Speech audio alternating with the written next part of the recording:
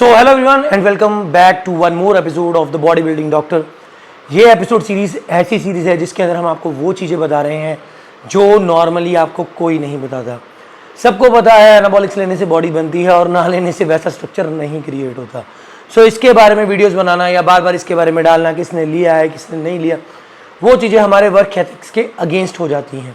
सो आज हम बात, जैसे हमने पिछली अपनी वीडियो बनाई थी HGH के ऊपर, और HGH के ऊपर जो वीडियो थी उसका रिस्पांस बहुत अच्छा रहा। बहुत लोगों को ऐसी चीज़ें जानने को मिली जो उन्हें नहीं पता थी।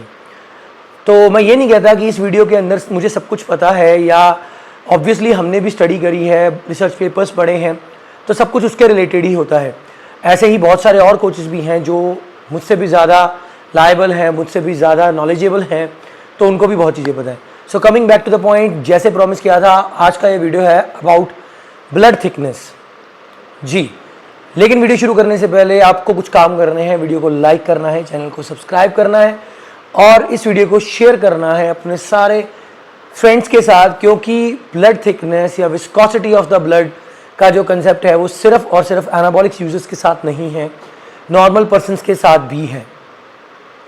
सो गो फॉर इट।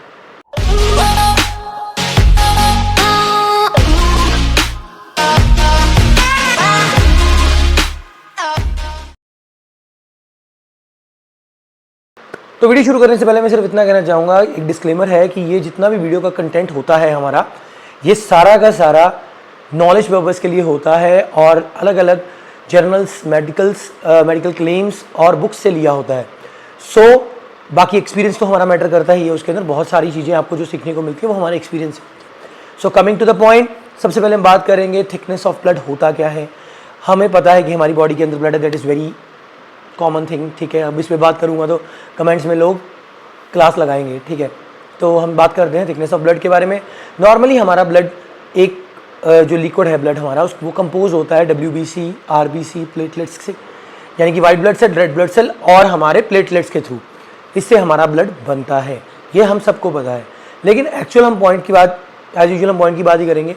तो हमारा जो थिकनेस ऑफ द ब्लड है वो डायरेक्टली इस चीज़ के ऊपर रिलाई करती है कि हमारा फूड इनटेक कैसा है, हमारी मेडिसिन इनटेक क्या है, हमें कौन सी हमारी कोई डिसीज़ ऐसी है जिससे हमारा ब्लड का जो लेवल्स है, जो HP है, वो चेंज हो रहा है।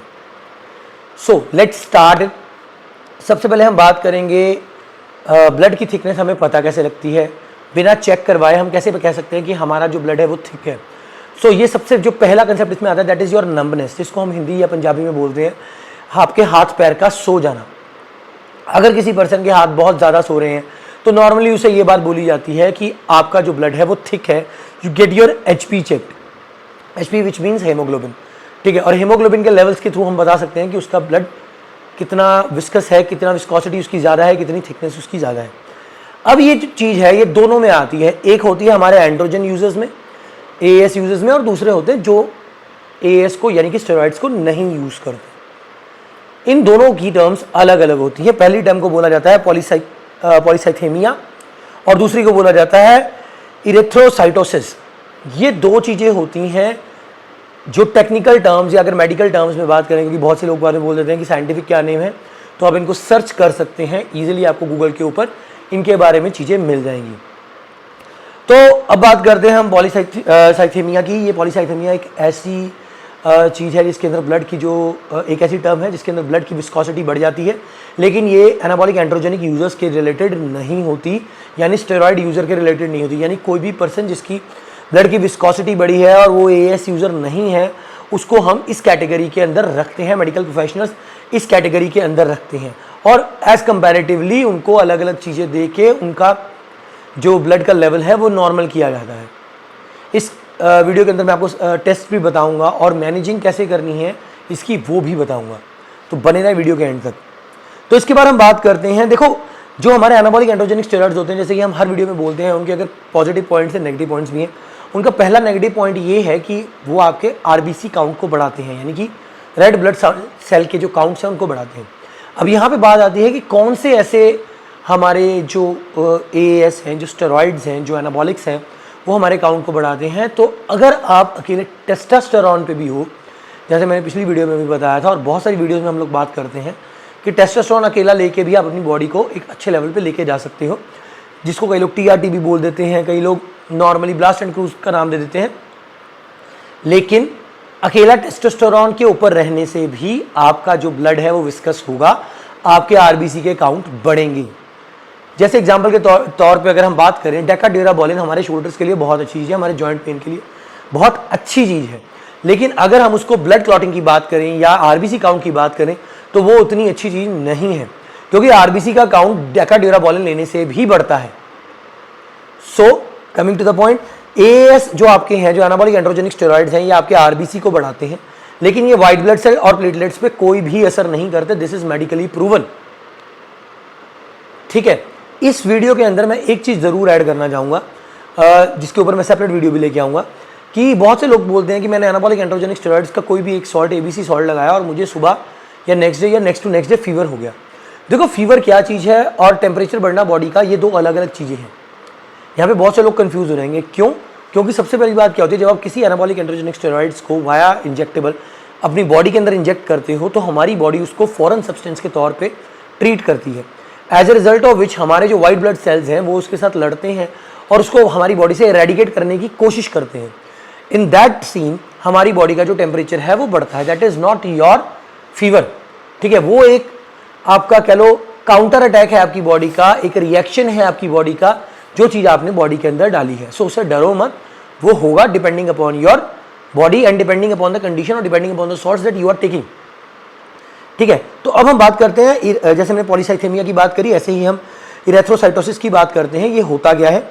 ये एक प्रोसेस कंसिडर किया जाता है जिसके अंदर हमारे आरबीसी बनते हैं, जिससे हमारे रेड ब्लड सेल्स बनते हैं, चाहे आप एनाबॉलिक यूजर हो चाहे नहीं हो, तो इससे आपके जो है आरबीसीज बनते हैं बॉडी के अंदर, ब्लड के अंदर। लेकिन जब हम एनाबॉलिक एंड्रोजेनिक स्टेरॉइड्स लेते हैं तो इसकी विस्कोसिटी बढ़ जाती है, कि बनाने की जो इसकी क्षमता है, जो बनाने की इसकी एक्चुअल जितनी तेज़ी से ये बना सकता है आरबीसी, ये उसको बढ़ा देता है। सो एज ए रिजल्ट हमारी बॉडी के अंदर आरबीसी का काउंट बढ़ जाता है।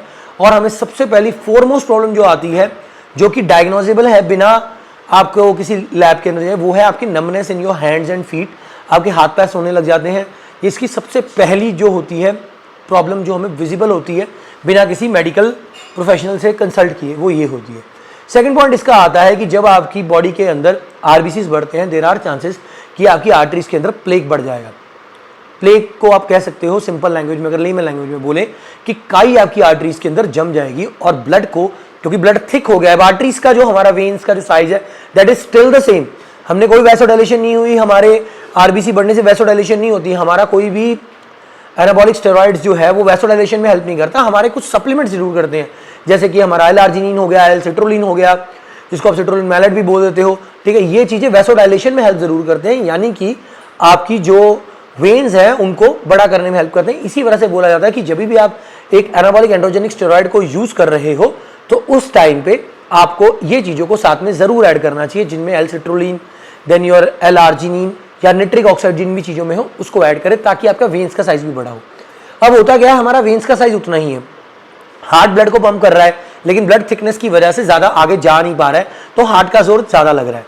तो जहाँ पे कहीं ये चांसेस होते हैं कि कार्डियक इश्यूज भी आपको आ सकते हैं अगर आपका आरबीसी बढ़ता है, लेकिन ये रेयर चांसेस हैं।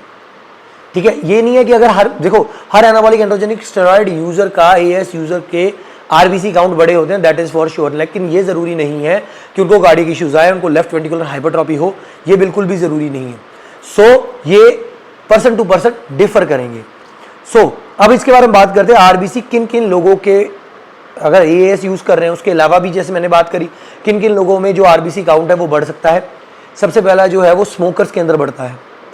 सेकंड, अल्कोहलिक पर्सन के अंदर बढ़ता है।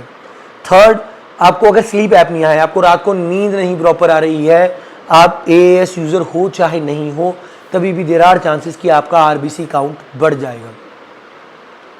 Clear till this point? अगर आपके कोई भी क्वेश्चंस हैं, क्वेरीज हैं, तो कमेंट सेक्शन के अंदर ज़रूर उसको मेंशन कीजिए, और ये भी ज़रूर मेंशन कीजिए आपको किस कंसेप्ट के ऊपर आगे वीडियो चाहिए, क्योंकि हमारी वीडियोस की लाइन ज़रूर लगी हुई है, लेकिन आपकी क्या क्वेरीज हैं वो आप ही बता सकते हैं। 11 नवंबर 2019 को एक आर्टिकल जामा के अंदर, जो जर्नल है उसके अंदर ये आर्टिकल आया था, जिसके ऊपर बताया गया था कि कुछ लोग जो टेस्टोस्टेरोन को यूज़ कर रहे थे और प्राइमरी हाइपरगोनेडिज्म जो था उन लोगों को जिसके अंदर उनके टेस्टिकल्स तो श्रिंक नहीं किए लेकिन उनके स्पर्मेटोजेनेसिस प्रॉपरली नहीं हो रही थी, उनके भी आरबीसी काउंट बढ़े हुए थे। सबसे पहले जब हम बात करते हैं आरबीसी काउंट की या किसी भी चीज़ की, एक चीज़ आपको ध्यान में रखनी ज़रूरी है कि अगर आपको कोई भी मेडिकल हिस्ट्री है related to blood pressures, related to RBCs, related to cardiac issues, तो आपको अपने टेस्ट करवाने टाइमली बहुत ज़रूरी है, क्योंकि जीन्स बहुत मैटर करते हैं। अगर ये फैमिली हिस्ट्री में कहीं पे भी ये चीज़ आती है तो आपको ये दिक्कत देगी अगर आप एक एनाबॉलिक यूज़र हो चाहे ना हो। So when you are in your 20s, 25 still your 30 starting ना, तब आपको ये चीज़ें इतना समझ में नहीं आती। But when you cross your 35, 36 and you are in your early 40s और early 50s, then you can have all these issues. So for the reason कि ये इश्यूज ना हो, you should go for your checkups, you should go for your lab reports at least 2 times a year।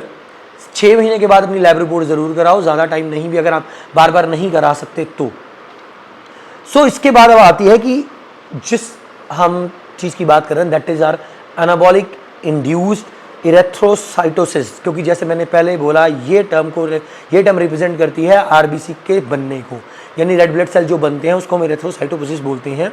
लेकिन जो हमारी steroid induced या androgen induced इरेथ्रोसाइटोसिस है वो हमारे लिए बहुत नुकसान वाली चीज़ है। क्यों? क्योंकि वो हमारा ब्लड सेल जो आरबीसी है, जो ब्लड सेल काउंट है, रेड ब्लड सेल काउंट, उसको बहुत ज़्यादा इंक्रीज कर देगी, as a result of which हमें बहुत सारी प्रॉब्लम शुरू हो जाएगी, जिनके बारे में हमने पहले भी डिस्कस किया है। तो एक ऐसी कोई चीज़ आनी चाहिए, होनी चाहिए कि जो चीज़ आपको हेल्प कर सके। अब यहाँ पे मैं 2-3 चीज़ों का नाम लूँगा।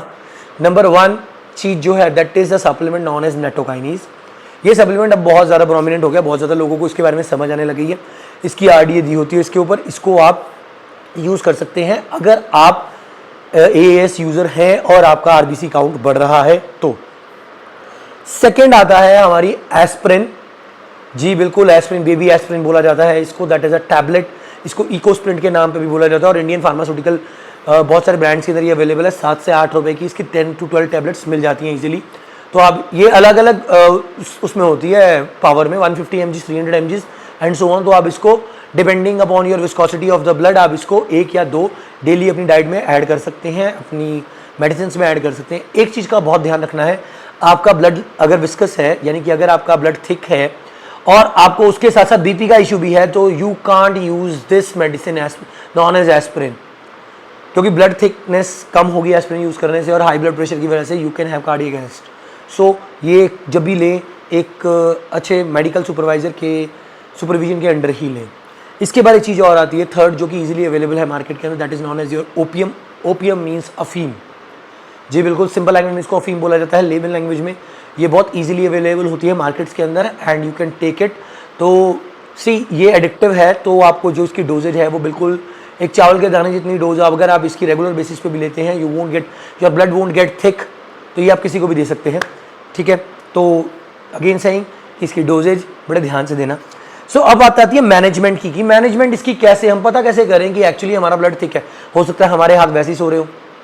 सबसे पहला टेस्ट जो आप करवाओगे दैट इज योर सीबीसी, जिसको कंप्लीट ब्लड चेकअप बोलते हैं। उसमें आपको ये चीज़ क्लियर हो जाएगी कि क्या आपका ब्लड थिक है या नहीं है। आपका एचपी आपको करवाना है, haemoglobin.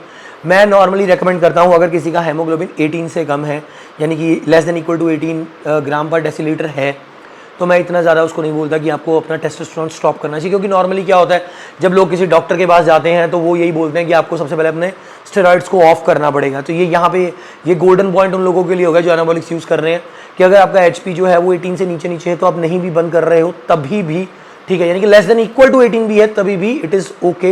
There are many other ways you can decrease the dose of testosterone. एक चीज़ मैं यहाँ पे बताना चाहूँगा जिसके ऊपर मुझे बहुत सारे मैसेज भी आ रखे हैं कि वीडियो बनाई जाए, दैट इज़ माइक्रोडोजिंग। अगर आप टेस्टोस्टेरोन को माइक्रोडोजिंग में ले जाते हैं तभी भी आपका जो आरबीसी काउंट है वो नहीं बढ़ता, जैसे हम बोलते हैं ब्लड सीरम लेवल्स स्टेबल रहते हैं। एंड हाँ, एक चीज़ और, हेमाटोक्रिट लेवल्स जो होते हैं उसको भी ऊपर आपने खास ध्यान रखना है।